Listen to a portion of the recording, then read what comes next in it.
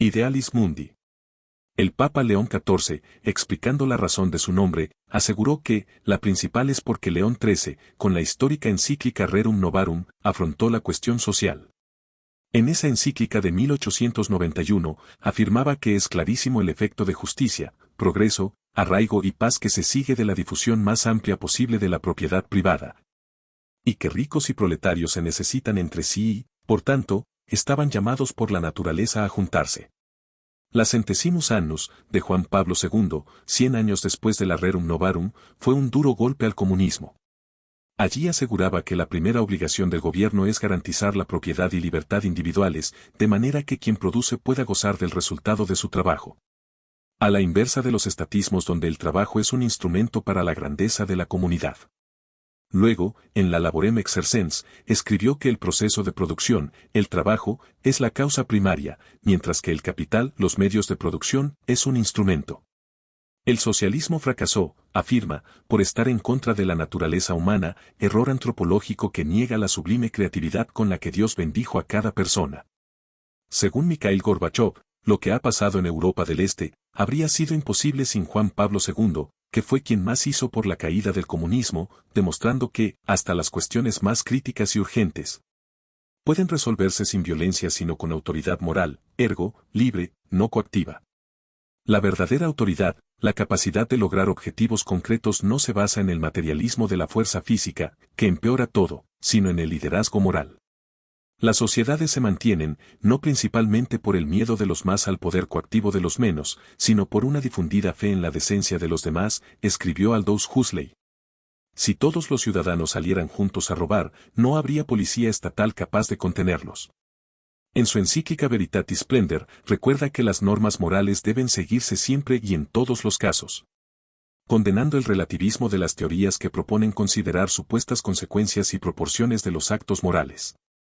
Este relativismo moral podría llevar a pensar, por dar un ejemplo, que no sería malo cobrar impuestos abusivos si la supuesta buena consecuencia fuera que los pobres serán beneficiados por el Estado con estos fondos. Y digo supuestas, por los ideólogos, porque las consecuencias y proporciones reales de la moral son siempre, de suyo, positivas. Juan Pablo II amaba profundamente la paz, la ausencia de violencia, y sabía que el argumento a favor de la libertad es la moral que es, precisamente, la adecuación del hombre al orden natural. A la naturaleza de las cosas. Ergo, es lo primero en cualquier orden social. No tiene sentido, por caso, el sistema de precios si las personas obtuvieran las cosas robando. Claramente, la economía presupone, por tanto, depende de, la moral, es un derivado de la moral que sí es una ciencia, es el estudio de las leyes fenomenológicas que adecúan al hombre al orden natural de donde. Por cierto, queda en evidencia que no es un conjunto de normas de buen comportamiento que alguna autoridad pueda imponer. El 8 de diciembre de 2007, el ahora Papa León XIV, en una carta pastoral en la diócesis de Chiclayo, aseguró que los cristianos deben resistir las tentaciones ideológicas del colectivismo extremo que esclaviza el alma en nombre de la justicia social. Justicia social que, sin dudas, es un objetivo imperioso, pero siempre dentro del orden natural, como consecuencia de la naturaleza de la sociedad humana que repudia toda violencia, ergo, toda imposición coactiva como veremos.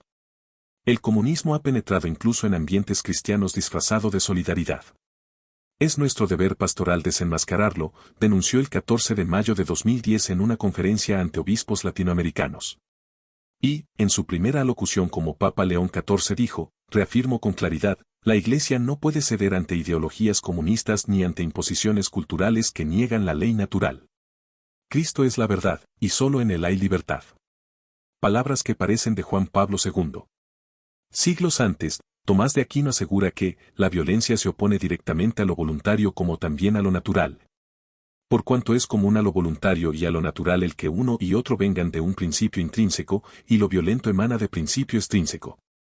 Al punto que, Etienne Gilson asegura que para el Aquinate lo natural y lo violento se excluyen, pues, recíprocamente.